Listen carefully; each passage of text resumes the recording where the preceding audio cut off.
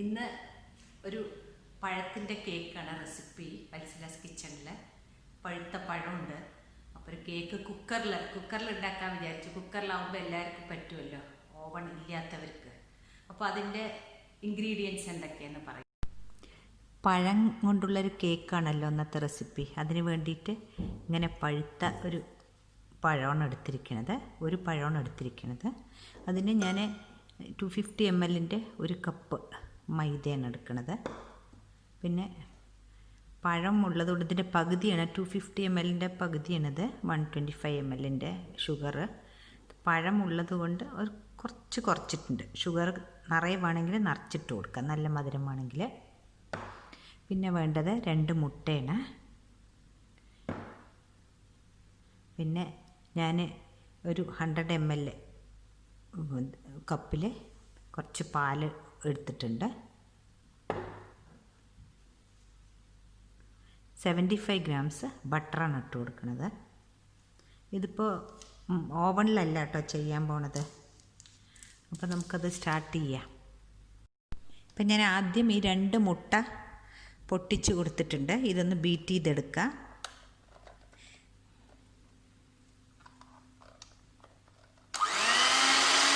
Sugar ഇട്ട് കൊടുക്കുക.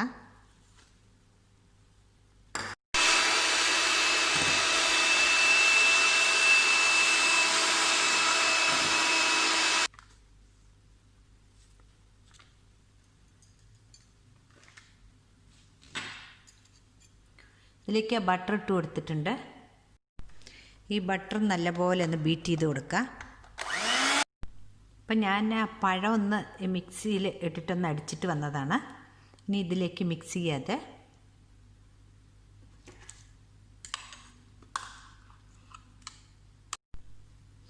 ഇനി നമുക്ക് ഒരു സ്പൂണ് കൊണ്ടോ മറ്റേ മിക്സ് ചെയ്ത് കൊടുത്താൽ മതി. മൈദ ഇട്ട് കൊടുക്കുക.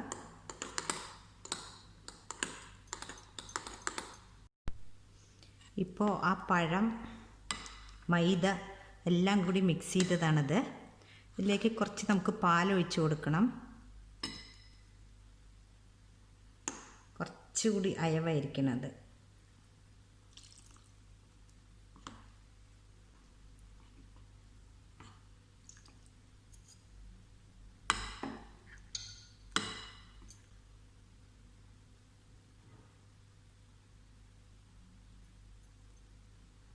അപ്പം നമുക്ക് കേക്കിന് ബേക്കിംഗ് സോഡയും വേണം, ബേക്കിംഗ് പൗഡറും വേണം. ഞാൻ അതല്ല ചേർക്കാൻ പോണത്.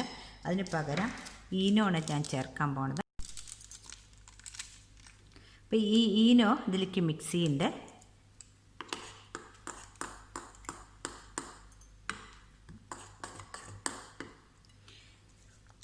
ഇതെല്ലാം എവിടെയും വാങ്ങാൻ കിട്ടും. ഞാനിപ്പോൾ ഈ സ്റ്റീൽ പാത്രത്തിലാണ് അത് ബേക്ക് ചെയ്യാൻ പോണത്. ബാറ്റർ ഇതിലേക്ക് ഒഴിക്കുക. അപ്പം ഞാൻ ബാറ്റർ ഇതിൽ ഒഴിച്ച് കൊടുത്തിട്ടുണ്ട്. ഒരു നോൺ സ്റ്റിക്കിൻ്റെ ഒരു പാത്രം വെച്ച് കൊടുത്തിട്ടുണ്ട്. ഇനി ഇതിലേക്ക് ഇങ്ങനെ ഇതൊന്ന് ഇറക്കി വെക്കണ്ടേ. എന്നിട്ട് നമുക്ക് ഇത് അടച്ച് വെച്ച് കൊടുക്കുമ്പോൾ ഈ ചെറിയ ഹോളുണ്ട് ഈ മൂടിയിൽ, അതും ഒന്ന് അടച്ച് കൊടുക്കണം. നമുക്കൊരു 40 മിനിറ്റ് വെച്ച് കൊടുക്കാം. ഇപ്പോൾ 15 മിനിറ്റ് കഴിഞ്ഞിട്ടുണ്ട്. നമ്മുടെ കേക്ക് നല്ല പോലെ പൊന്തിയിട്ടുണ്ട്. 40 മിനിറ്റ് കഴിഞ്ഞിട്ടുണ്ട്. ഇപ്പോൾ ഞാനിപ്പോൾ ഒന്ന് തുറന്ന് നോക്കിയപ്പോൾ നമുക്ക് ഇതിനെ ഈസി ആയിട്ട് വരികയും ചെയ്യും.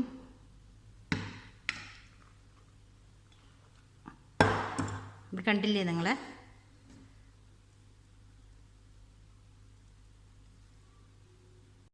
ഇതിപ്പോൾ ഒരു പീസ് കട്ട് ചെയ്തതാണ്.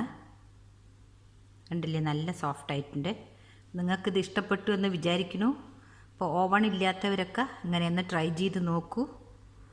കമൻറ്റ്സ് അറിയിക്കൂ. Thank you.